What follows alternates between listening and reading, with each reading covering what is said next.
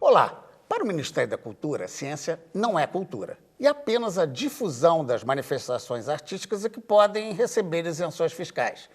Mas por que será, então, que um ano após a criação da Sociedade Brasileira para o Progresso da Ciência, SBPC, que foi em 1948, os cientistas deram justamente o nome de Ciência e Cultura para o órgão oficial da nova entidade?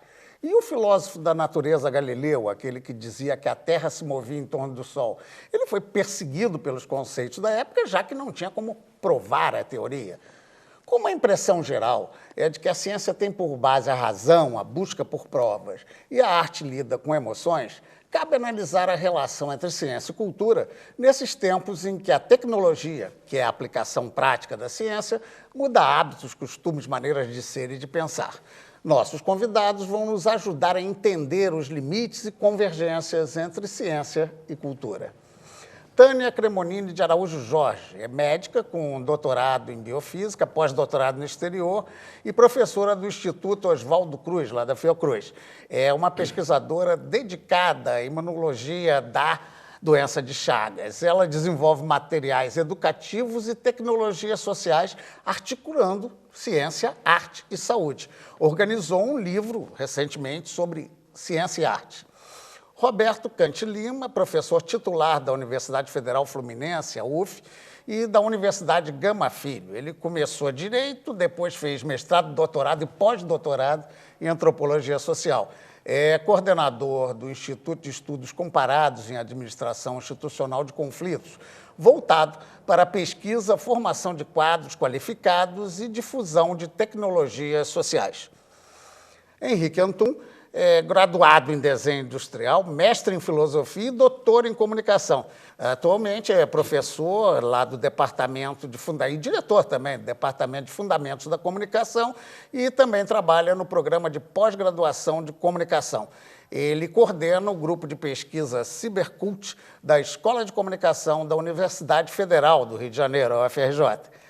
Maria Borba tanto poderia ser apresentada como artista, autora, cenógrafa e diretora teatral, como cientista que é, colaboradora do Instituto de Cosmologia, Relatividade e Astrofísica do Centro Brasileiro de Pesquisas Físicas, o CBPF. Ela começou fazendo ciências sociais, abandonou o curso para se formar em física, com mestrado em cosmologia e gravitação. A partir de uma residência de 2 meses no Teatro Poeira, aqui no Rio de Janeiro, concebeu o espetáculo Astronautas, Arte, Ciência, Pesquisa e Execução, que entrou em cartaz em 2011. Bem, eu vou começar lembrando meus tempos de escola, quando aprendi que era cultura tudo que resultava das ações humanas sobre a natureza, formas de plantar, de se portar, enfim, resultante de ações sociais especialmente coletivas e aprendidas por todos.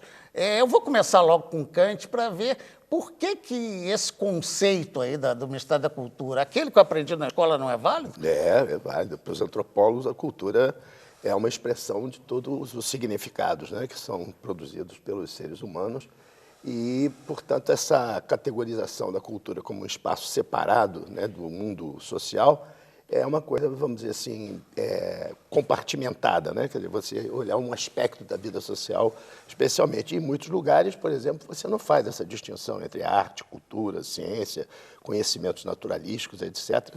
Eles controlam a vida das pessoas de uma maneira integrada, né? Há muitas sociedades que funcionam assim, né? Nós é que escolhemos aqui uma separação, uma segmentação, né? Então, isso eu acho uma coisa... Porque, em geral, quer dizer manifestações específicas, né? E aí você começa a classificar essas manifestações, erudita, popular, etc., e isso, muitas vezes, impede que a cultura ou que as manifestações especificamente culturais se debrucem sobre a sociedade de uma maneira universalizada. Porque, de qualquer maneira, um espetáculo, uma obra de arte, o que seja, é uma interpretação possível do mundo. Evidentemente. Como eu disse lá do Galileu ser um filósofo da natureza, os físicos de determinada maneira. Bem, a Tânia estava querendo falar também sobre isso. Eu disse que costumo falar com os alunos no nosso curso de Ciência e Arte que Leonardo da Vinci, que é um artista e cientista dos mais famosos e conhecidos, escreveu no seu livro Metodologia das Descobertas, estude a arte da ciência, estude a ciência da arte, aprenda a enxergar e perceba que tudo se conecta a tudo. Então, essa relação arte e cultura, ela é plenamente perceptível desde antes da existência da ciência formalizada como ela está atualmente. Eu até tenho uma curiosidade aqui, a tal revista Ciência e Cultura, que eu me referi no início, da SBPC, tem um artigo do Oscar Sala, que é conhecidíssimo, né? Foi um físico da maior importância aqui no Brasil, e ele assina como Departamento de Física da Faculdade de Filosofia, Ciências e Letras do Rio de Janeiro. Quer dizer, essa mistura já existia, ainda existe? Como é que é essa questão? Nas ciências sociais, né, eu acho que é mais fácil de você perceber que a questão da emoção, né, quer dizer, ela interfere fundamentalmente na produção do conhecimento, porque nós estudamos seres humanos que são como nós, mas que têm culturas diferentes, que têm valores diferentes, etc. Então, é impossível não reagir, né, a essas diferenças de uma maneira emocional, além de você ter que elaborar, vamos dizer, do ponto de vista científico, do ponto de vista da razão, os seus achados e as suas construções, né? A própria ciências naturais hoje, né, vamos dizer, são unânimes em pensar que em determinados níveis de profundidade da ciência, a interferência do observador é fundamental para o resultado da experiência. Então, eu tenho a impressão que essa separação muito rígida que se costuma fazer tem um pouco a ver com o que o colega ali mencionou há pouco, né, que é um pouco da administração, né, vamos dizer, institucional da produção da ciência, da arte, porque essas separações facilitam, vamos dizer assim, a identificação, dirigir os recursos, etc. Né? Eu diria até, no início eu citei ali Galileu, vou pedir para um auxílio aqui da Maria Borba. Cosmologia, quer dizer, é meio difícil de provar. No fundo, vamos dizer, quase que uma teoria mesmo abstrata, qual uma criação, né? O mundo é assim, essa curiosidade do mundo, não é isso? A cosmologia, na verdade, ela por muitos anos, assim, como muito bem dito pela Tânia, a gente vivia um momento em que as ciências e a arte eram inseparáveis, no sentido de que tudo são investigações do homem acerca da sua natureza, da natureza do mundo. Então, nesse sentido, ali originalmente as coisas eram conectadas. E nesse momento as pessoas começaram a pensar, acho que é algo que a gente não poderia chamar de teorias, mas visões sobre como o universo teria se originado. Agora, no século XX, a gente pela primeira vez pôde, juntando a teoria do Einstein com as observações do Hubble, observar o universo como um todo pela primeira vez, e a cosmologia, nesse momento, se institui como uma ciência que segue o método científico, que pode ser encarada enquanto tal. Então, hoje em dia, a cosmologia já consegue provar muitas das coisas que afirmava. Estar na sociedade científica enquanto uma ciência como qualquer uma. Bem, mas aí estar na sociedade científica tem um negócio, vou pedir aqui auxílio para o Anton. Eu me lembro de ter lido qualquer coisa que Humberto Eco dizia que a arte não teria uma parte utilitária. A gente não pode dizer isso mais hoje, né? Porque tem um caráter comercial até a arte. Há projetos de tentar reencontrar esse lugar utilitário da arte, como o design, né? Que tentam pensar, então, toda a realização técnica e produtiva da sociedade, tendo também um impulso criativo e artístico a partir do planejamento do arquiteto, do designer, etc.